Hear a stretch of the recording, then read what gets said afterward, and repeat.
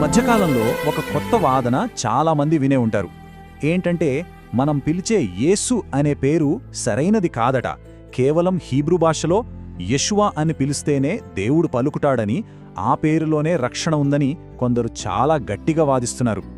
సాతాను విశ్వాసుల్ని మనుషుల వైపు, ఆచారాల వైపు తిప్పడమే కాకుండా ఇప్పుడు భాష వైపు కూడా మళ్లిస్తున్నట్టుగా అనిపిస్తోంది. అసలు ఈ వాదన వెనుకున్న నిజమేంటి, దీని వెనుకున్న వాస్తవాలేంటో ఈ విశ్లేషణలో కాస్త లోతుగా చూద్దాం. మనం యేసు అనే పేరును తప్పుగా వాడుతున్నామా, అస్సలు పేరు వేరే ఉందా? వాళ్ళేమంటున్నారంటే శక్తి అంతా అసలు హెబ్రీ పేరు యెషువాలోనే ఉందట, మార్చిన పేరులలో కాదట. వాళ్ల వాదనలో పాయింట్ ఉంది. రాజేష్ అనే పేరు ఏ దేశంలో అయినా రాజేషే కదా. మరి యెషువా పేరు మాత్రం జీసస్ లేదా యేసుగా ఎందుకు మారింది? దీని వెనక కథ ఏంటి? అయితే ఇక్కడ జరిగిందేంటంటే ఇది తప్పేమీ కాదు, భాషలు పనిచేసే తీరే అంతా. ఈ విషయం అర్థం కావాలంటే రెండు పదాల మధ్య తేడా తెలియాలి. ఒకటి తర్జుమా, ఇంకోటి లిప్యంతరీకరణ.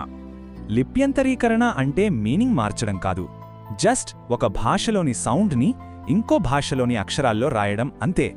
సో అసలు పాయింట్ ఇదే, యేసు అనే పేరుని ట్రాన్స్లేట్ చెయ్యలేదు, ట్రాన్స్లిటరేట్ చేశారు.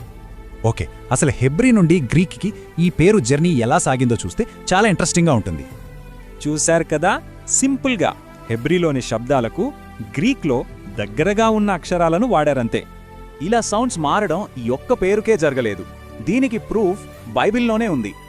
ఉదాహరణకి ప్రకటన గ్రంథంలో చూడండి, ఒకే దేవదూత పేరు హెబ్రీ, గ్రీకు భాషలో వేర్వేరుగా ఉంటుంది. ఇంకో మంచి ఎగ్జాంపుల్ హల్లెలూయా, ఇది కూడా ఇలాంటి కేసే. అదెందుకంటే పాత గ్రీకు భాషలో హ సౌండే లేదు, అందుకే అది అల్లెలూయాగా మారింది. ఇక గ్రీకు నుండే లాటిన్, ఆ తర్వాత ఇంగ్లీష్, ఫైనల్గా మన తెలుగులో యేసుగా మారింది. సో దీనిని బట్టి అర్థమయ్యేది ఏంటంటే ఇది కావాలని చేసిన తర్జుమా కాదు, భాషలో జరిగిన సహజమైన మార్పు. అసలు విషయం ఏంటంటే అపోస్తలులు రాసిన ఒరిజినల్ గ్రీక్ బైబిల్లోనే యెషువా అని లేదు, ఐయేసోస్ అనే ఉంది. దేవుడు సర్వభాషలకు సృష్టికర్త, ఆయనకు భాషల మధ్య భేదం లేదు.